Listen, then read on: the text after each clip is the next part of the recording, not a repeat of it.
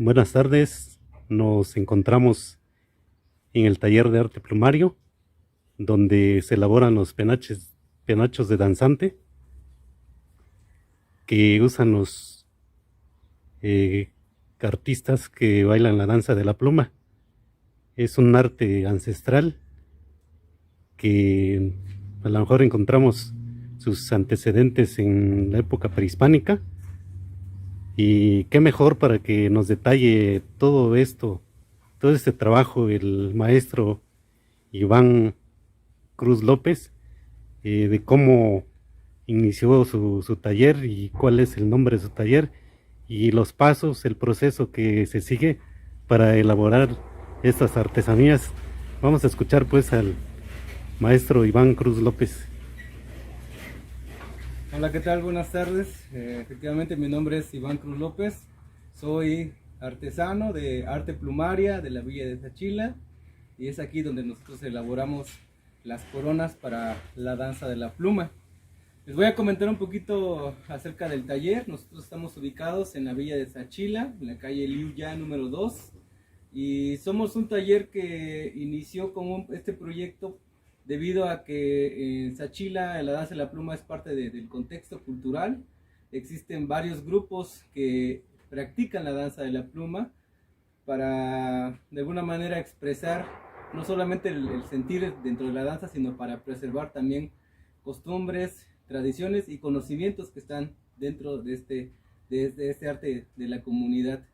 Bien, en Sachila quizá el arte plumaria se había extinguido posiblemente alrededor de unos 50 años, es el cálculo que hemos hecho.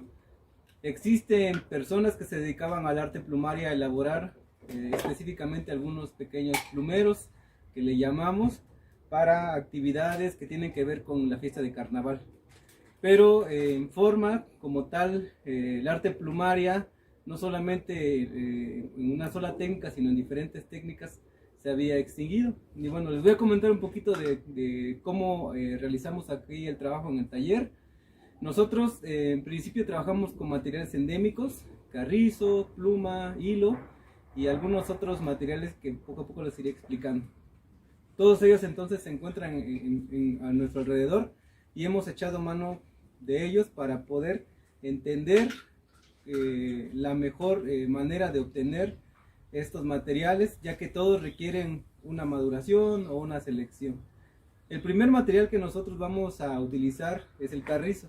El carrizo es un material que se ocupa de diversas maneras, es muy versátil. Lo podemos ocupar para la construcción, como en el caso de nosotros lo ocupamos como una estructura que vamos a tener que realizar. Tenemos que hacer el corte de un carrizo maduro que puede llegar a medir quizá alrededor de 6-7 metros o más, porque entre mayor sea la longitud, mayor es la dureza que va a tener, y quiere decir que es un carrizo que está maduro, que ha tenido diversos procesos en los que se ha hecho más resistente. Nos sugieren que el carrizo se corte en época de luna llena. Esto se debe a que en la luna llena, cuando hay luna llena, este fenómeno provoca que los líquidos se eleven, lo que va a hacer que nuestro carrizo tenga una consistencia diferente. Nosotros cortamos el carrizo y lo dejamos secar por este lado. El carrizo que nosotros ocupamos lo vamos a tener que cortar y lo vamos a dejar secar durante 3 días. Una vez que este carrizo se deshidrata en esos 3 días, o pueden ser más días, vamos a tener que seccionarlo en 4 partes para sacar astillas. Nosotros le llamamos astillas, como esta que les muestro, y vamos a tener que limpiarlas y quitarles todo el filo. La medida que ocupamos va a estar relacionada directamente con el tamaño de la corona que vamos a hacer. Ahorita las coronas tienen diferentes tamaños debido a que ya se practica por niños, adolescentes y adultos. Entonces esa medida va a depender para el corte que vayamos a hacer en cuanto a la longitud de nuestro carrizo. Vamos a tener que cortarlo, entonces vamos a secarlo y vamos a seccionarlo y a limpiarlo. Se tiene también que tostar el carrizo para que se siga deshidratando, para que tenga una mayor duración. y también pierde un poco de peso porque todavía conserva algo de líquido, y entre mayor sea el tiempo que pasa, mayor va a ser también la deshidratación que va a tener entonces. Algunas de las astillas que nosotros ocupamos tenemos que darle una conformación, las dejamos en una posición para que podamos hacer una especie de aros de diferentes tamaños. Aquí tengo una pequeña muestra. Esta es una estructura de nosotros le llamamos una base de latón, y aquí tenemos el carrizo ya está seco, está anudado y tiene más o menos esta forma. Ahorita vamos a regresar a explicar un poquito del simbolismo. Entonces, este carrizo, mientras está secando, yo voy a estar recogiendo la pluma. La pluma la vamos a estar recolectando de algunos hogares. Antiguamente así era, ahorita es más fácil conseguir la pluma. Aquí les voy a mostrar un poco de la pluma. Esta es pluma de pavo, de guajolote, y vamos a necesitar diferentes tipos. Para hacer una corona yo calculo que ocupo entre 1 kilo, 1,5 kilos aproximadamente. Esta pluma originalmente puede ser blanca, gris o café. Los colores grises los voy a teñir hacia tonalidades azuláceas, y las plumas en color café o canelo, que se le llama coloquialmente, las voy a llevar hacia colores rojizos, naranja, este mismo rojo, guinda, y el blanco puede tomar cualquier tonalidad. Usualmente hacemos colores amarillos o rosas, un rosa bajo para poder ocupar bien el color que vayamos a ocupar. Entonces, aquí en esta área yo voy a estar, ahorita estamos trabajando, entonces tenemos ahorita muy poca pluma, pero esta pluma que nosotros tenemos es pluma que hemos ido recolectando.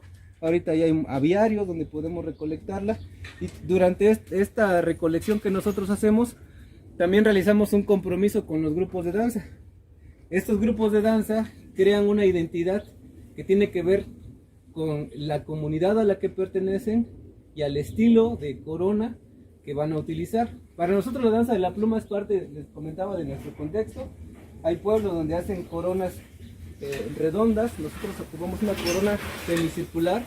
No es totalmente semicircular, pierde algunos centímetros en la construcción, pero comentaba que estos grupos vienen y nos hacen una solicitud, encargan un juego de coronas que consta en 8 coronas divididas en 4 partes, ya que van en parejas: 2 teotiles, 4 reyes y 2 capitanes y un Moctezuma.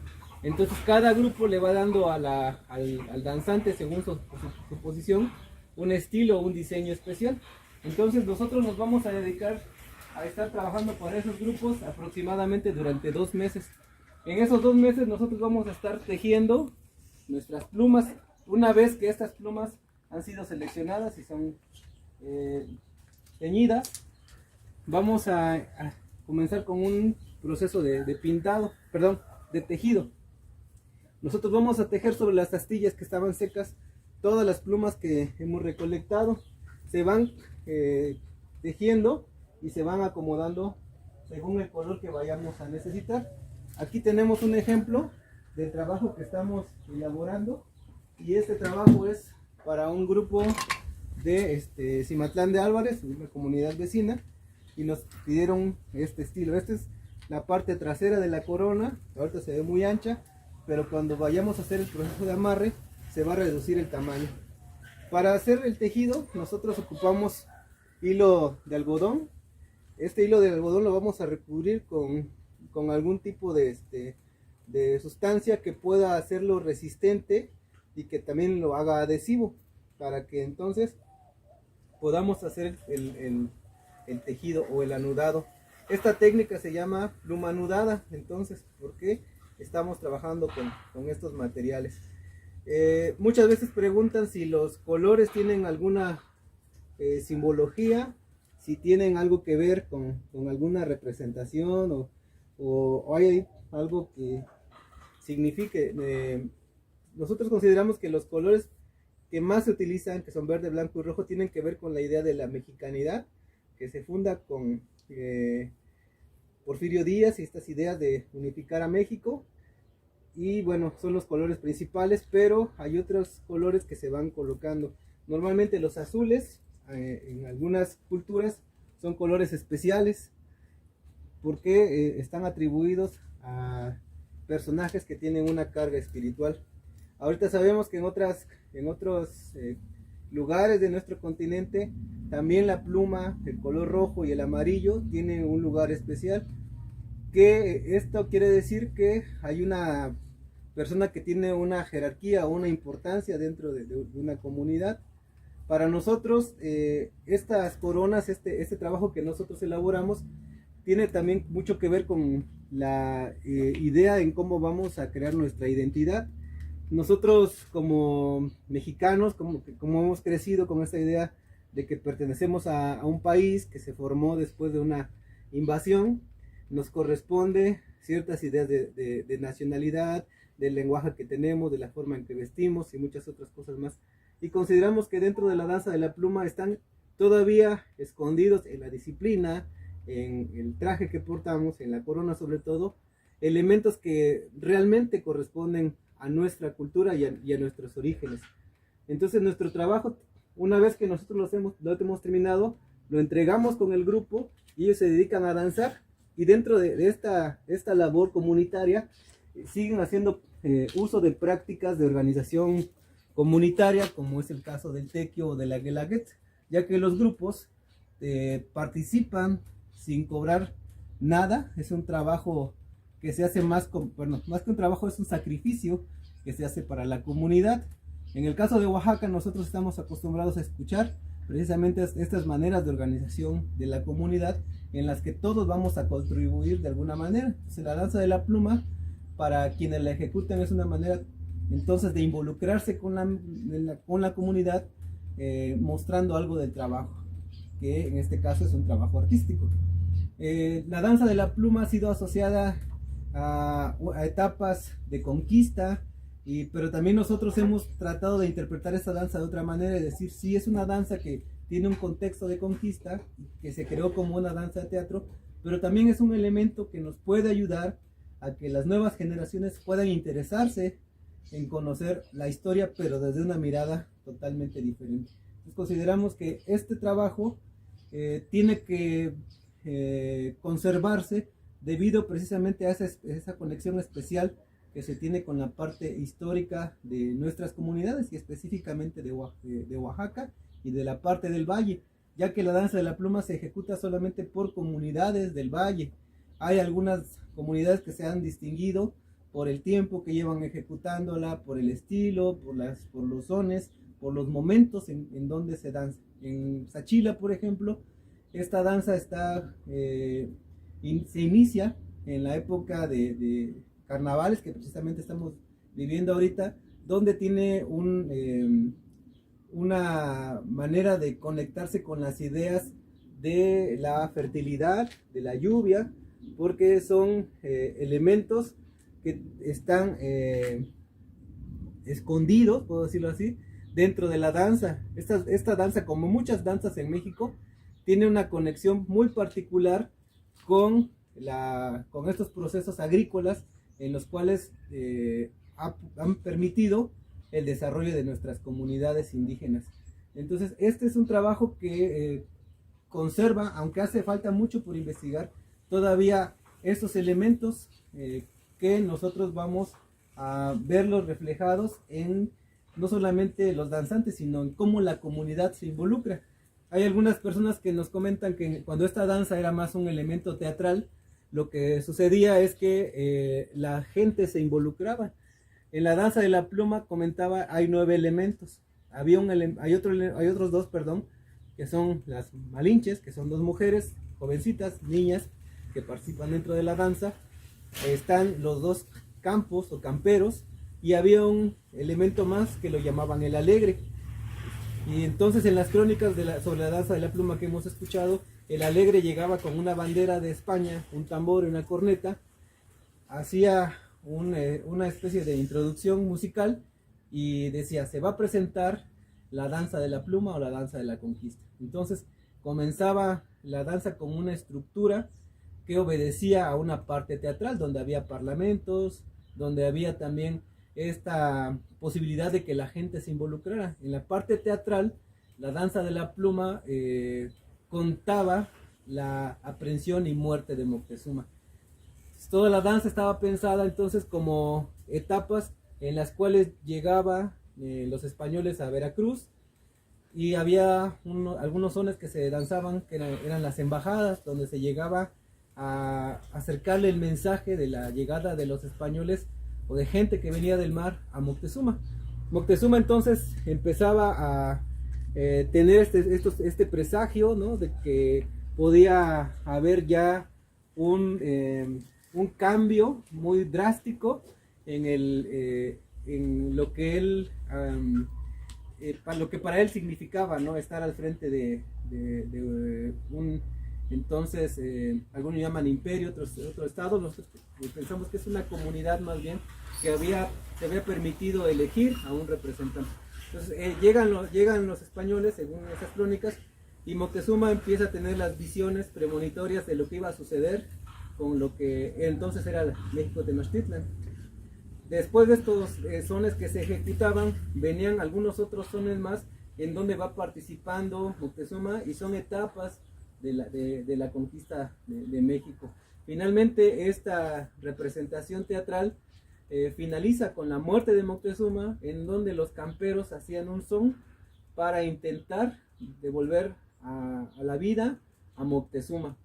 De ahí que veamos que de repente toman estos personajes que llevan una máscara negra y que hacen alusión a nuestra tercera raíz, toman energía, dicen ellos, de las personas sobre una tela y se la van a frotar al monarca, esperando que con la energía que es de vuelta al cuerpo él pueda continuar, ¿no?, dirigiendo al pueblo. Sin embargo, esto no sucede, y lo que transcurre entonces es un nuevo son, que es el baile, le llaman, de las Malinches, donde Malinche, que es una sola mujer, con dos personalidades, la mexicana y la española, doña Marina, ella hacen un son, estas dos niñas que la representan, para indicar que hay una unión entre dos culturas, ¿no?, la cultura que viene de Europa y la cultura que está presente en nuestro país. Cuando termina este son, la danza de la pluma terminaba. Pero en esta etapa, en el desarrollo de estas escenas, había una parte muy curiosa, que es la que comentaba, donde las personas de la comunidad también participaban, y se debe al hecho de que en ese momento de la batalla, muchos dicen que la danza de la pluma guerreaban, había personas que escondían a Moctezuma, ya que los soldados españoles iban detrás de él para prenderlo. Entonces los danzantes tomaban su corona y escondían a Moctezuma. Entonces las coronas servían también como un escudo, y las personas intervenían y también escondían a Moctezuma para evitar que fuera capturado.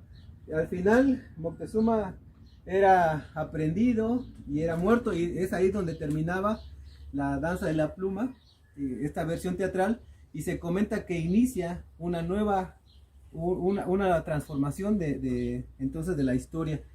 Dentro de la danza también existen entonces estos 9 elementos: las Malinches, los dos camperos, el alegre, y también estaba el bando de Moctezuma, con las personas que representaban al alférez, a Pedro de Alvarado, entre otros personajes, y que tenían una participación, pero no dancística, sino solamente tenían algunos parlamentos donde hacían alusión a que era importante ya el cambio de un monarca, ¿no? Porque para quienes cuentan la historia, comentan que ellos decían que había muerto ya el rey de México, porque lo consideraban un rey, entonces tendría que venir un nuevo rey, y que ese rey tenía que venir pues de España, ¿no?, porque era designado por Dios.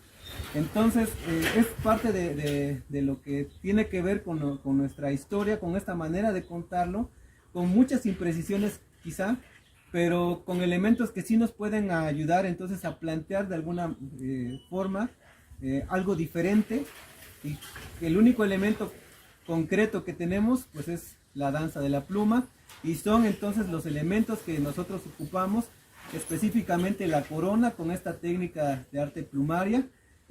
Muchas de las técnicas o de la forma en cómo se nos ha explicado el proceso artístico ha sido mediado por danza, poesía, música, baile, como ciertas artes, pero que estas artes están contadas desde una versión europea, y sin embargo técnicas como el arte plumario, como esta manera de diversificar el trabajo que hacemos, es algo que no se ha considerado y que sin embargo está presente y que nos ayudan a explicar nuestros orígenes, pero desde un punto de vista diferente. Bien, pues les agradezco mucho la atención al trabajo que realizamos. Los esperamos en la Villa de Sachila para que conozcan nuestro trabajo de arte plumario, las técnicas que manejamos. Aparte de la pluma anudada, estamos trabajando con nuevas formas de trabajar la pluma y también reivindicando la manera en cómo debe de verse nuestra historia a partir de una mirada diferente y que es la que realmente nos corresponde. Gracias. Es así como el maestro Iván Cruz López nos describe claramente la relación que hay entre la danza de la pluma y el arte plumario, que al parecer que sin la una no se da la otra, por la vistosidad, la elegancia que vemos en el trabajo del arte plumario, y que viendo la danza de la pluma vemos la belleza de este trabajo. Entonces vamos a agradecer la atención y agradecerle al maestro Iván Cruz López que nos permite elaborar este video como parte del taller que nosotros venimos a observar cada detalle y ver cómo es el proceso para la elaboración de estas coronas. Entonces agradecemos su atención